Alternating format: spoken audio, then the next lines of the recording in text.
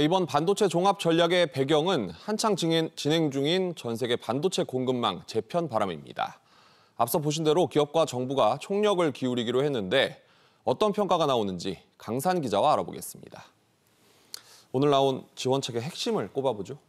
네, 세액공제 부분입니다. 대기업과 중견기업, 중소기업 모두 기존보다 반도체 R&D 세액공제율이 최대 10%포인트 높아졌습니다. 네. 삼성의 경우 반도체 R&D로 10조 원을 투자한다고 하면 대략 4조 원을 돌려받을 수 있게 된다는 뜻인데요. 전문가 얘기 들어보시죠. 공제를 함으로 해가지고 R&D 투자에 여유도 생기고 인프라 투자에도 예산 측면에서 이제 여유가 생기기 때문에 경쟁력을 높일 수 있는 기회라고 생각합니다. 다만 좀 더 과감한 세제 혜택에 대한 아쉬움도 나오고 있습니다. 네.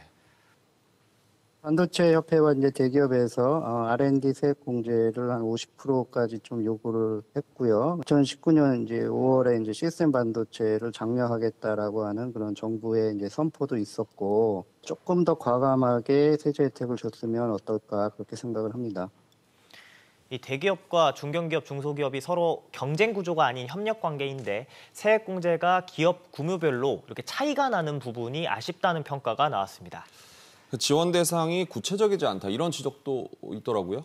네, 오늘 이제 정책에서는 장기적인 방향성이 나왔는데 이 세제 혜택 등의 지원 대상이 되는 핵심 전략 기술에 대한 구체적으로 이 핵심 전략 기술이 무엇인지에 대한 언급이 나오지 않았습니다. 네.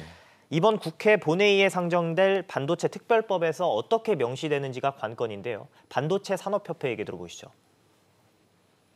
잘 이행하는 게 중요하겠죠. 늦어질 수도 있고 안 될 수도 있잖아요. 잘 반영돼서 추진될 수 있도록 하는 근거를 남기는 거니까 특별법이 굉장히 중요하다고 봅니다. 사실 이번 투자와 지원 계획 결국 글로벌 전쟁에서 살아남기 위한 행보인데 우리 입장에서 중요한 게 미중 간 패권 경쟁 아니겠습니까? 그런데 이런 상황에서 미국 정부가 삼성을 또 불렀죠. 네, 이 중국에 대한 어떤 미국의 제재, 즉 뭐 우리 편 만들기가 지금 더 노골화되고 있다는 뜻인데요. 네. 우리 정부의 반도체 대책 발표도 미국 정부가 자국 중심으로 공급망을 지금 재편하는 가운데 나왔습니다. 오는 20일에 열리는 미국 반도체 회의에서 삼성전자가 추가 투자를 결정하는 것이 가장 적기라는 분석이 나옵니다. 한미 정상회담을 하루 앞두고 열리는 이 회의에서 대규모 투자를 발표하면 우리 정부도 미국과 협상하는 데 수월해지기 때문입니다. 네. 재계에서는 이 같은 이유로 이재용 부회장에 대한 사면론 기대감도 커지고 있습니다. 치열한 수싸움이 계속되겠군요. 네. 강 기자 잘 들었습니다.